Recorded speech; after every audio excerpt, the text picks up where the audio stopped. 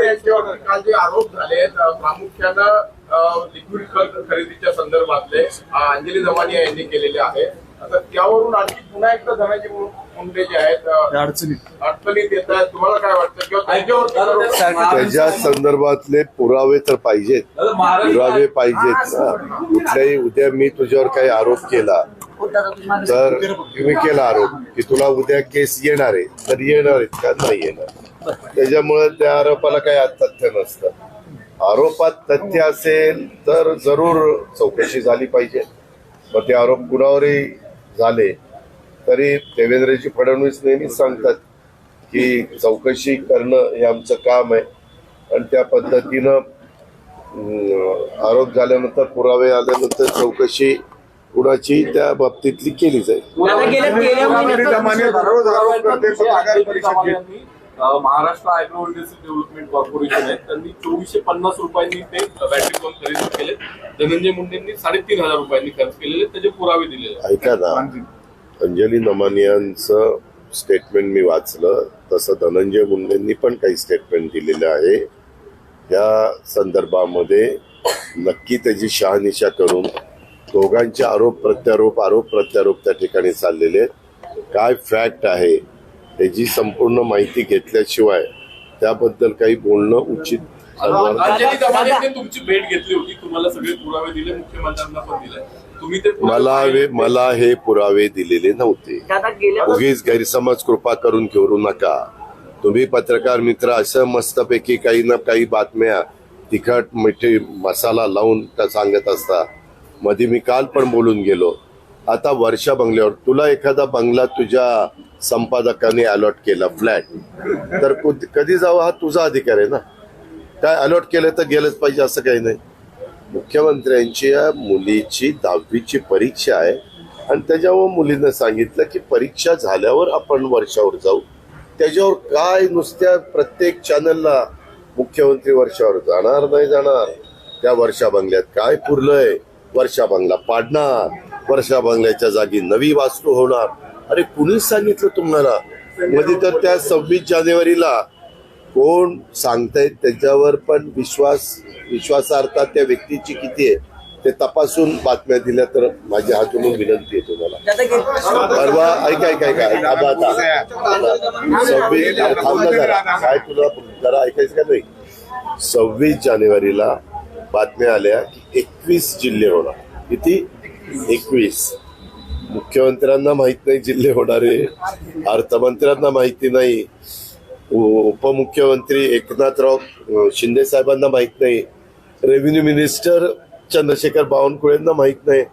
आम्ही पण म्हणतोय कुणी यांना बातम्या दिल्यात, काय दिल्यात. म्हणजे खरंच तुम्ही तुमची विश्वासार्हता कमी करताय. लोकांचा विश्वास आता मी तर हेच सांगणार आहे की बघा त्या बातम्या खऱ्या आहेत का. कुठं चर्चा पण नाही हो तरी बातम्या त्या ठिकाणी देतात. आणि आता सांगितलं ना माझ्या बातम्यांवर जरा विश्वास ठेवचा.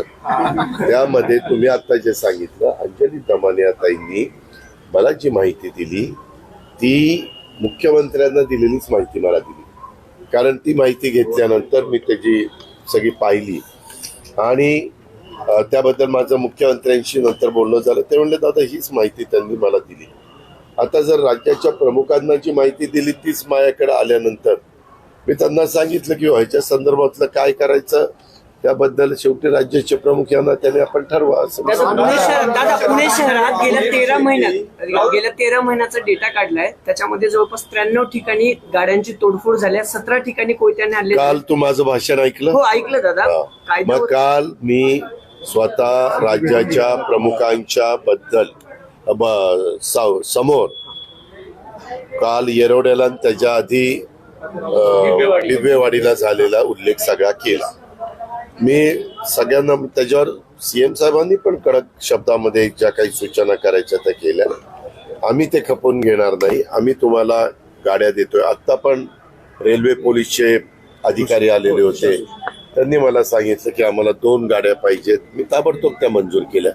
शेवटी पोलिसांच्याकडनं ज्यावेळेस आपण अपेक्षा करतो की त्यांनी कायदा सुव्यवस्था चांगला ठेवावा, त्यांनी या वेडेवाकडं वागणाऱ्यांचा बंदोबस्त करावा, त्यावेळेस आपण पण त्यांना सगळ्या गोष्टी तिथे दिल्या पाहिजे.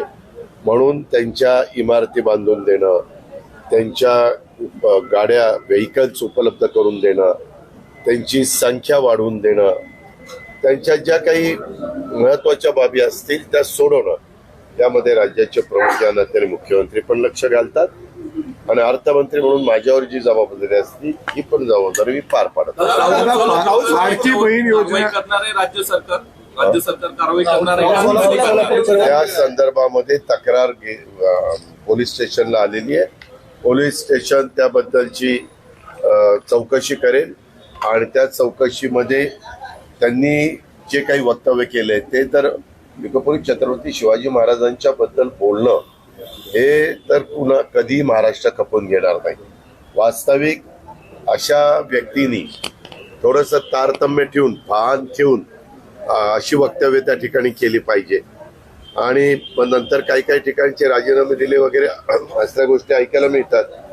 पण शिवाजी महाराजांचा काळ होता तो 1630 ते 1680चा होता. आज आपण 2025 मध्ये आहे. कशा करता हे? आणि सगळ्यांना, तुम्हालाही माहिती आहे, महाराष्ट्राला माहिती आहे, देशालाही माहिती आहे,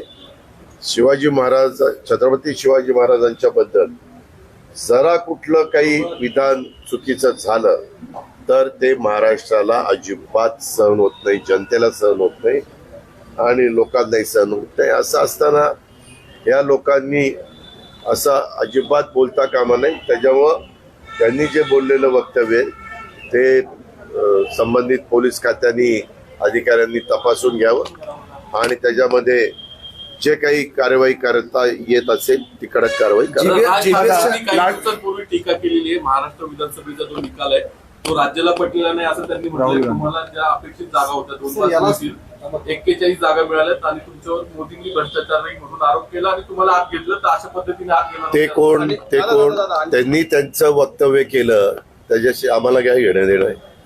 जनतेने आम्हाला निवडून दिलेलं आहे. आम्हाला ज्यावेळेस लोकसभेच्या निवडणुकीमध्ये 17 जागा मिळाल्या, 31 जागा मिळाल्या नाही, त्यावेळेस आम्ही रडत बसलो नाही. आमची 1 जागा आली, आम्ही काय करायचं? अरे तुम्हाला तुमच्या मुलाला निवडून आणता येत नाही आणि तुम्ही आम्हाला गप्पा मारता. त्यावेळेस आम्ही कष्ट घेतलेले होते, आम्ही मेहनत घेतलेली होती, तुम्ही सगळे बघत होता. एका लोकसभेच्या निवडणुकीला माझ्या मुलाला निवडून नाही आणता आलं, दुसऱ्या निवडणुकीत माझ्या पत्नीला निवडून नाही आणता आलं. जे नाही लोकांनी कौल दिला, त्याच्यात काही ईव्हीएम मध्ये गडबड झाली नाही. जनतेने मतदान केलं ते आम्ही लोकशाहीमध्ये मान्य केलं पाहिजे. विधानसभेला जे मतदार वाढले त्याबद्दल प्रश्न विचारतात आणि ते म्हणतात की एवढे कसं काय, जे 5 वर्षात वाढले नाही ते एका 3 महिन्यात कसं काय वाढलं? त्यांना म्हणा तुम्ही तपासा, तुमची टीम नेमा, त्यांची ती त्यांच्याकडे तपासणीचा अधिकार आहे. ते का हे का आता उद्या 8 तारीख ना, उद्या आता दिल्लीचा निकाल लागल्यावर पण असलंच काहीतरी जे हरतील ना ते असलंच सुरू करतील की अमक्या आहे तमक्या आहे. हा एक आपल्याला मराठीत म्हणतात हा रडीचा डाव आहे. त्याला काही अर्थ नाही. जनता जनार्दन सर्वस्व आहे. ते लोकशाहीमध्ये मतदान करतात आणि त्या पद्धतीनं लोक निवडून येतात.